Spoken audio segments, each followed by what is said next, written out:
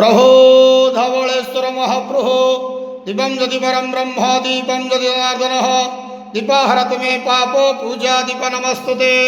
हे बाबा धवलेश्वर महाप्रभु संसार सुखी रखंतु। आज शुभ सोमवार रे समस्त श्रद्धालु भक्त मानक आशीर्वाद करंतु, मनस्कामना पूर्ण करंतु, कर्म क्षेत्र उन्नति करंतु, ग्रहरिष्टमान खंडन करंतु, जगतर मंगल करंतु, विश्वर कल्याण करंतु, आपणकर नाम प्रकाश करंतु, सेवकर डाक श्रवण करंतु, समस्त गुआवसा भक्त मानकर मनस्कामना पूर्ण करंतु। बाबा धवलेश्वराय नमो नमः। संसार सुखी रखंतु, आनंद गेवार हरि बोलो। आज शुभ सोमवार रे समस्त श्रद्धालु भक्त मानक आशीर्वाद करंतु, आनंद गेवार हरि बोलो।